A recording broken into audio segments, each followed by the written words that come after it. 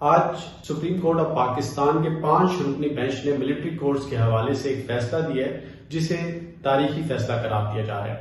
9 مئی کے بعد ملک بھر سے 103 افراد کو آرمی کی مختلف تنصیبات پر حملہ کرنے کے حوالے سے گرفتار کیا گیا تھا اور ان کا بعد ازاں ملٹری کورٹس میں ٹرائل بھی شروع کیا گیا۔ اگست 2023 میں اٹارنی جنرل آف پاکستان نے اپلیکیشن جمع کرائی اور ایک فہرست اس کے ساتھ تھی جس میں کہا گیا تھا کہ ہم اس وقت تک ملٹری ٹرائل شروع نہیں کریں گے جب تک سپریم کورٹ اس کی اجازت نہیں دے گی، اور 103 افراد اس وقت جو ہے وہ آرمی کی حراست میں ہیں۔ اب یہ معاملہ جب چلا تو اس حوالے سے سابق وزیر اعظم Imran Khan, supreme court bar association اور مختلف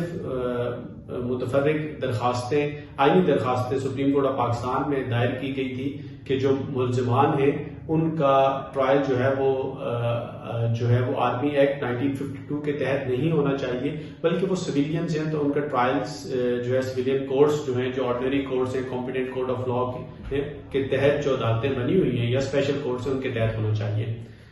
تو اس حوالے سے آج 5 رکنی بینچ جسٹس اعجاز الاحسن صاحب جو کہ سینئر پیونی جج ہیں سپریم کورٹ آف پاکستان کے، ان کی سربراہی میں، جس میں جسٹس منیب اختر صاحب، جسٹس مظاہر علی اکبر نقوی صاحب، جسٹس عائشہ ملک صاحبہ اور ان کے ساتھ جسٹس یحییٰ آفریدی، ان 5 صاحبان نے آج اس کیس کی سماعت کی۔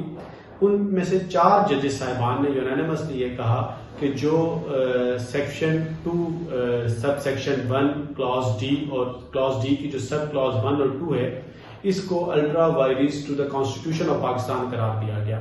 اس میں یہ جبکہ جسٹس یحییٰ آفریدی نے یہ کہا کہ وہ اس حوالے سے جو تفصیلی فیصلہ جب بعد میں آئے گا تو اس حوالے سے اس میں لکھیں گے کہ اس کی یہ جو section 2 sub section 1 class D کی سب سیکشن 1 اور 2 ہے، اس حوالے سے وہ تحریری فیصلے میں اپنے رائے کا اظہار کریں گے۔ لیکن اس کے علاوہ 5 میں سے 5 ججز نے یہ 2 بڑے اہم باتیں انہوں نے کی ہیں۔ انہوں نے کہا ہے کہ 103 افراد جن کی فہرست اٹارنی جنرل آف پاکستان نے جمع کرائی تھی اس کیس کے دوران، ان 103 افراد کا یا کسی بھی فرد کو اگر 9 مئی کے واقعے کے حوالے سے اس کو اریسٹ کیا جاتا ہے تو کسی کا بھی ٹرائل جو ہے وہ ملٹری کورٹس میں نہیں ہو سکتا۔ انہوں نے کہا کہ ان کا اگر کوئی اس کا ٹرائل ہوتا ہے ملٹری کورٹس میں آرمی ایکٹ 1952 کے تحت تو اس کا کوئی لیگل ایفیکٹ نہیں ہوگا۔ اس کے علاوہ یہ بھی کہا گیا کہ جو 103 افراد ہیں یا کسی اور فرد کو اگر اس حوالے سے اریسٹ کیا جاتا ہے تو جو کمپیٹنٹ کورٹ آف لا ہے، جو آرڈنری کورٹس ہیں یا کوئی اگر اسپیشل کورٹس بنی ہوئی ہیں تو ان کے اندر ان کا ٹرائل ہونا چاہیے۔ مطلب یہ ٹرائل جو ہے وہ جو آپ کی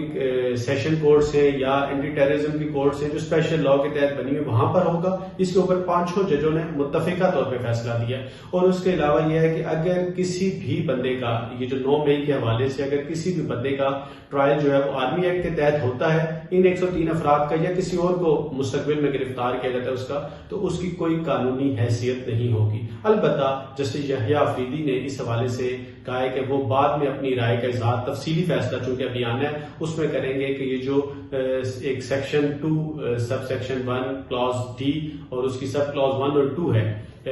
اس حوالے سے وہ اپنی رائے کا اظہار تفصیلی فیصلے میں کریں گے۔ اب یہ اس کو جو 4 ججز نے ultra vires to the constitution کا، اس پر بھی تھوڑی سی بات کر لیتے ہیں۔ اس میں در حقیقت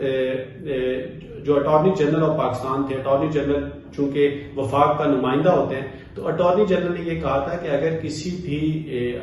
فوجی ہے، وہ چاہے پاک آرمی سے ان کا تعلق ہے، نیوی سے ان کا تعلق ہے، ایئر فورس سے ان کا تعلق ہے، اگر وہ اپنی ڈیوٹی کے دوران مطلب ان کو ناکامی کا سامنا کرنا پڑتا ہے یا وہ اپنے فرائض منصبی صحیح طریقے سے ادا نہیں کر پاتے تو ان کے اوپر جو ہے آرمی ایکٹ ہے وہ لاگو ہوتا ہے۔ تو جب ان کے اوپر ایکٹ لاگو ہوگا تو ان کی انالوجی یہ تھی کہ جو بندہ حملہ کرنے والا ہے تو اس کے اوپر بھی وہ چاہے سویلین ہو تو اس پر بھی وہی بہو وہ ایکٹ لاگو ہونا چاہیے۔ تو اس کی سیکشن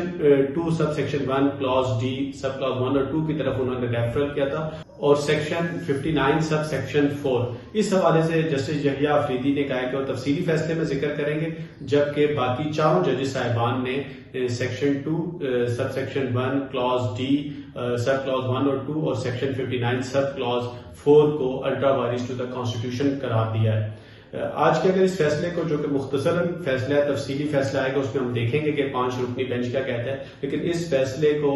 پاکستان کی عوام مجموعی طور پر خوشائند قرار دے رہی ہے، اور وہ یہ کہہ رہی ہے کہ اس سے نہ صرف جمہوریت مضبوط ہوگی بلکہ پاکستانی عوام کا جو عدالتیں ان کے اوپر بھی اعتماد بحال ہوتا ہوا نظر آ رہا ہے۔